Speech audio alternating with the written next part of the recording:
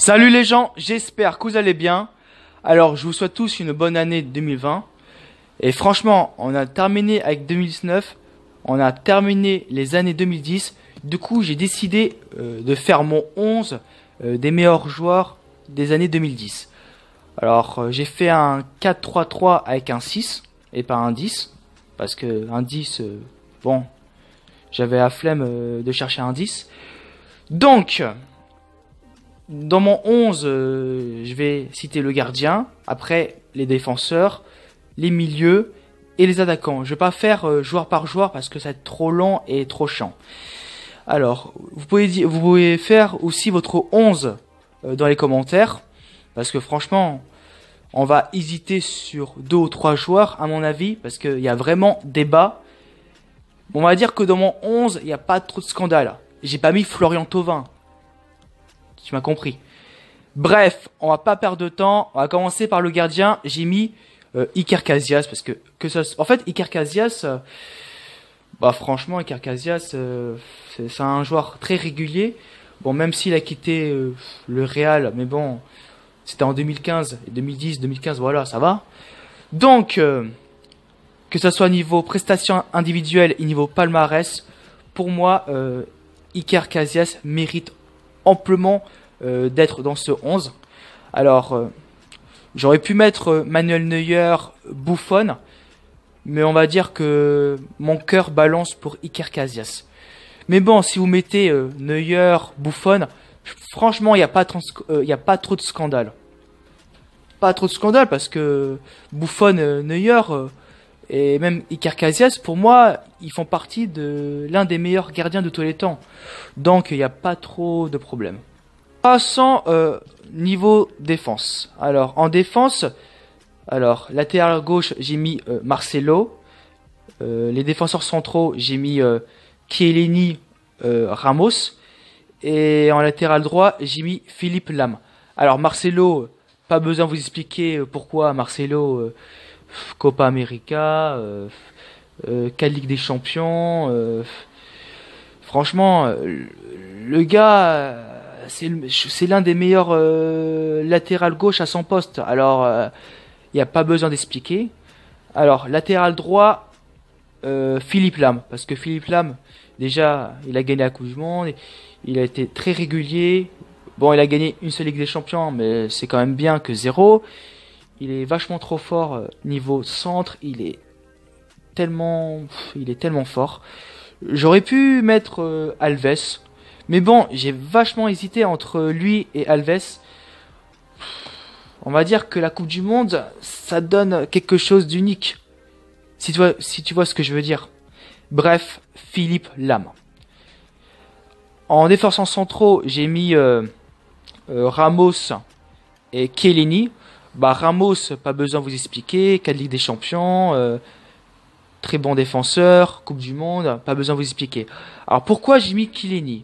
Bon, je pense que je suis pas objectif parce que j'ai mon petit côté italien.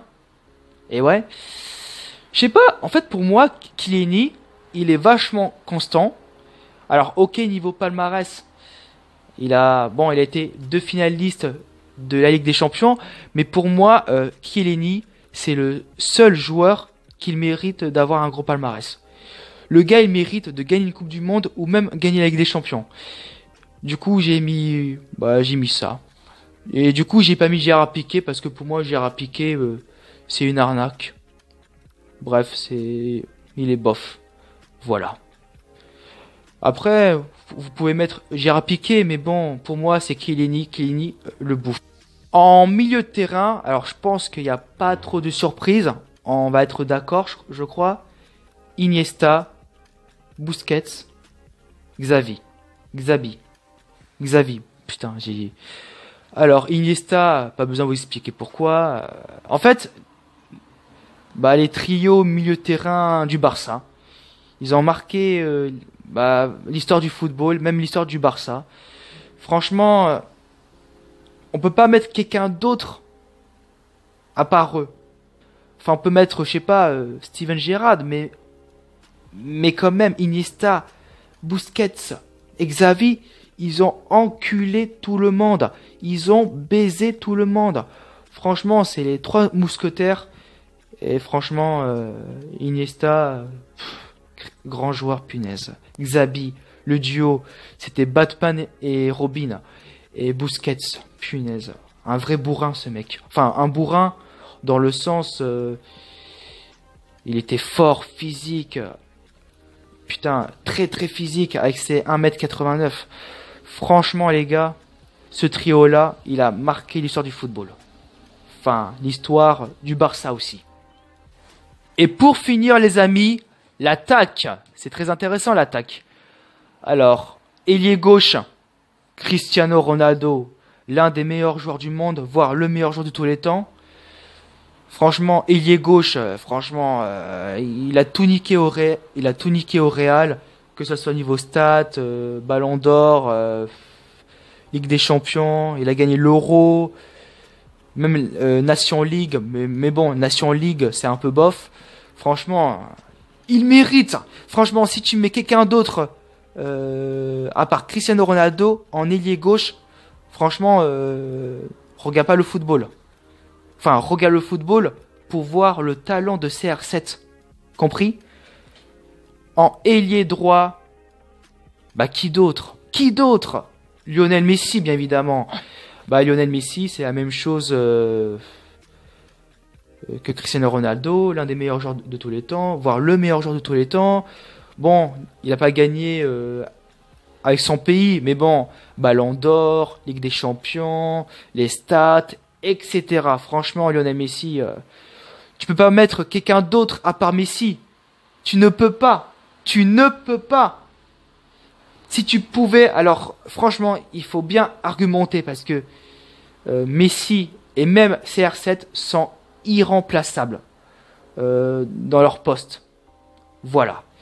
Et pour finir, le buteur, alors j'ai vachement hésité entre deux joueurs. Mais j'ai mis, bon, je l'aime pas ce joueur, mais il faut que je sois objectif.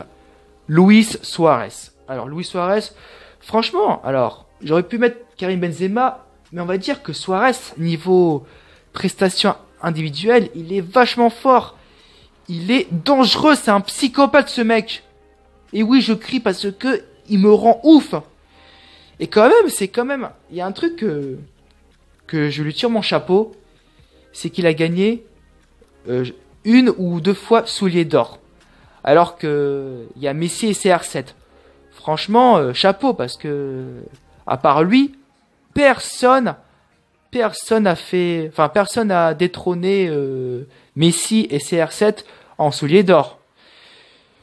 Bah du coup, j'ai choisi Luis Suarez. Alors OK, unique des champions, mais ça va.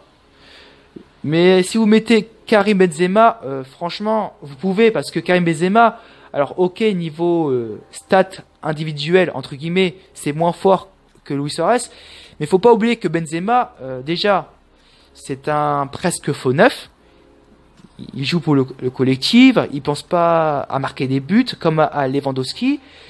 Et aussi, quand t'es avec CR7, franchement, c'était l'assistant de CR7. Faut pas oublier les gens.